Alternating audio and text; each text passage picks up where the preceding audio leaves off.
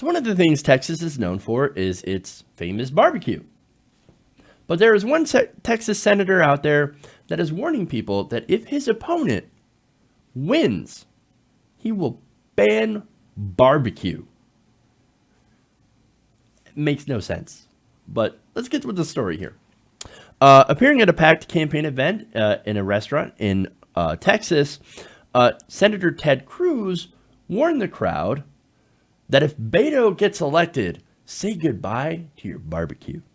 Quote, when I got here, someone told me that even PETA was protesting and giving out barbecue tofu, which sounds terrible. Anyway, he says, so I've got to say they summed up the entire election. If Texas elects a Democrat, they're going to ban barbecue across the state of Texas.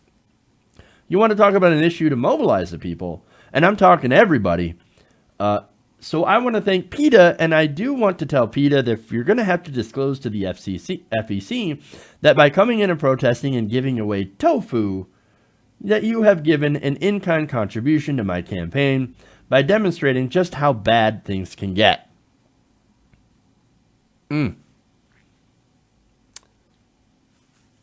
This is, look, okay, you could say he's joking, but I'm going to come back later and kind of poke a hole in that.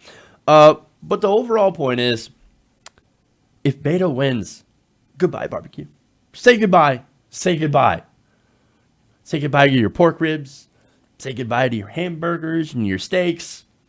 It'll be gone if Beto wins his seat, which he doesn't even have the power to do. Nonetheless, that's what he's saying. Again, Jeff, he must be joking, right? Well, in a tweet on Sunday, he wrote, PETA protested our town hall yesterday, handing out barbecue tofu. We were glad to welcome them, but it illustrates the stakes of the election. If Beto wins, barbecue will be illegal. Again, barbecue will be illegal. I don't know. Look, maybe it's a running joke.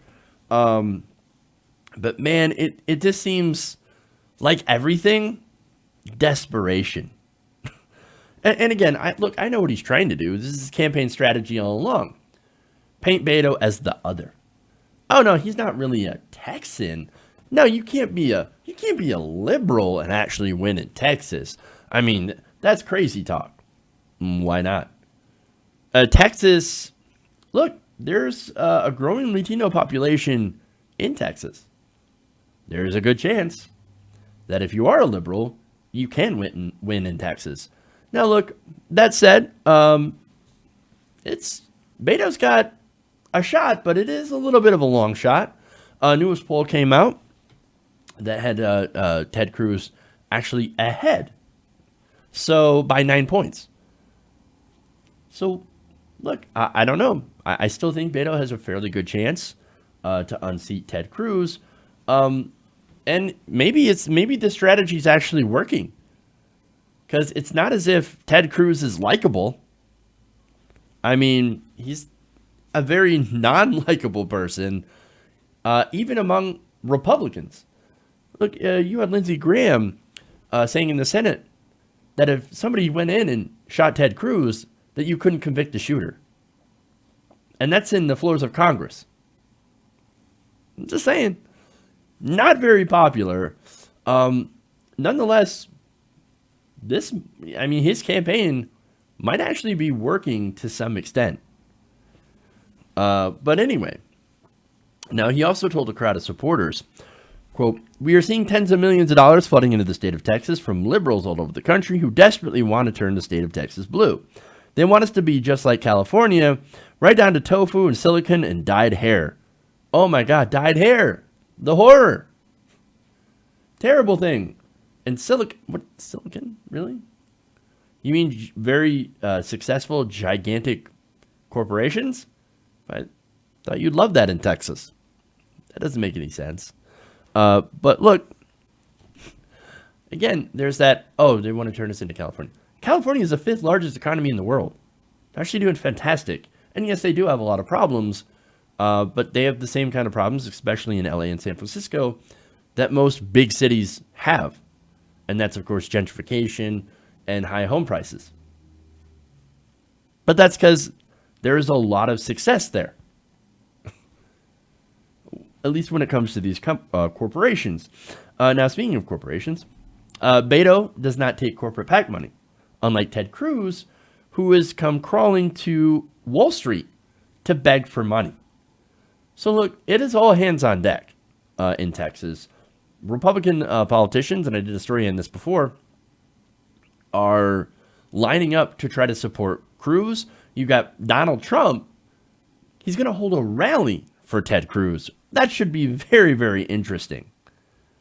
So we'll see what happens on that. But look, man, he's desperate. And it seems to be kind of working. Now there's more. Just to underscore how desperate Ted Cruz actually is. He also threw his wife under the bus in that same rally. He said, and by the way, I married me a California vegetarian. She's wonderful, but I brought her to the great state of Texas. Way to throw your wife under the bus there. Oh, yeah, no, she's a vegetarian. And vegetarians aren't welcome in Texas, except for my wife. She's great. Even though she's a tofu-eating Californian. Oops.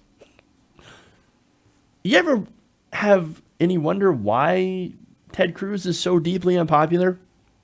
This guy's like a wax figure come to life with all the personality of tossed salad. He is your standard smarmy, sleazy politician.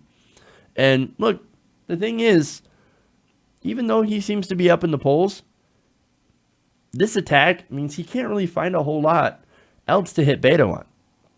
He's dug up old photos of Beto skateboarding, being in a band, even his mugshot.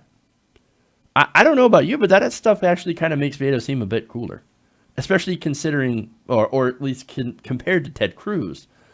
Although, Ted Cruz, again, it's not a great comparison because Ted Cruz is so deeply unlikable. Deeply hated by the establishment, and I think a lot of voters in Texas who may still vote for him while holding his nose. So, I hope we get rid of Ted Cruz. I hope Beto can get it done. Because wouldn't it be amazing if he removed Ted Cruz? We never have to hear his smarmy voice or see his face ever again in Congress. That would be amazing. But that's up for the Texas voters to decide.